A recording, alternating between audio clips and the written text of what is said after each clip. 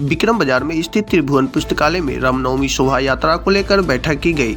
इसमें कई अहम बिंदुओं पर चर्चा की गई। सभी ने अपनी अपनी बात कही। साथ ही यह भी बताया गया कि किसी भी प्रकार का हथियार लेकर यात्रा में शामिल नहीं होना है। इसमें कुछ ने यात्रा के लिए जगह जगह पर शरबत, फल, पानी आदि का स्टॉल भी लगाने के लिए कहा। साथ ही यह भी कहा गया कि हमें सभी का आदर करना चाहिए, किसी को भी हीन भावना से नहीं देखना चाहिए, क्योंकि हिंदुत्व की सबसे बड़ी परिभाषा है एकता। हर किसी को सम्मान देना चाहिए। इस बैठक की अध्यक्षता नवनील द्वारा किया गया।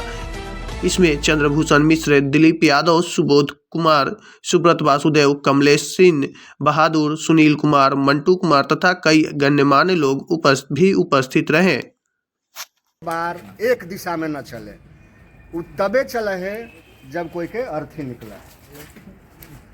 आज के विषय रामनवमी से जुड़ा हुआ भी, लेकिन उससे ज्यादा हिंदुत्व से जुड़ा हुआ।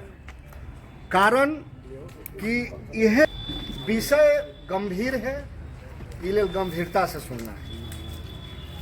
अचानक मन में अगर हमरा तो लगते है कि कहबे कर दम कुछ, तब का कहे जाओ। श्री नारायण भगवान के छठे अवतार भगवान राम है। कैवे अवतार? नहीं, गलती, 7वें अवतार। छठा अवतार भगवान परशुराम है। और प्रथम अवतार कौन है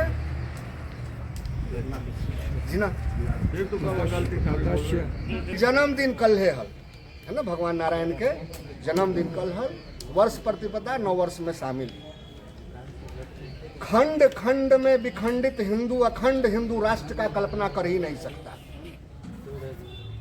भारत को आज जरूरत है आत्मबोध से विश्वबोध की ओर जाने की। आत्मबोध से विश्वबोध तक तभी जा सकते हैं जब हमें आत्मबोध से ज्यादा शत्रुबोध की जानकारी हो। अगर धर्म की लड़ाई लड़नी है या राजनीति में किसी पद प्रतिष्ठा प्राप्त करना है, तो आपको अपने वोटरों, अपने विचारों और अपनी नीतियों से ज्यादा जानना जरूरी है आपके शत्रु की नीति कैसे हैं। जो आत्मबोध शत्रुबोध के ऊपर ज्यादा प्रभावी होता है, विजय के ज्यादा करीब वो होता है। और जिसे शत्रुबोध की जानकारी नहीं, विजय का रथ उसका वहीं रुक जाता है। आज वर्तमान परिदृश्य में 21वीं शताब्दी का जब 2 दशक बीत चुका, सनातन कहाँ खड़ा है?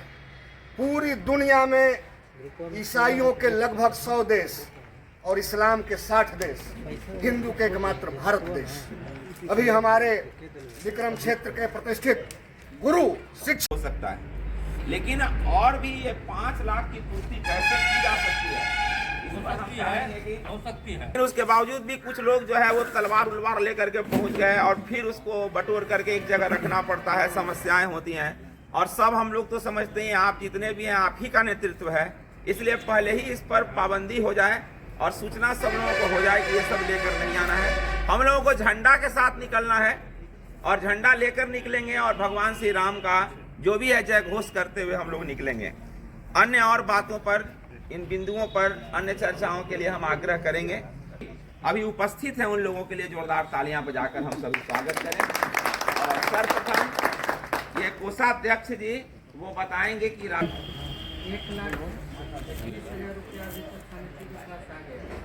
1 लाख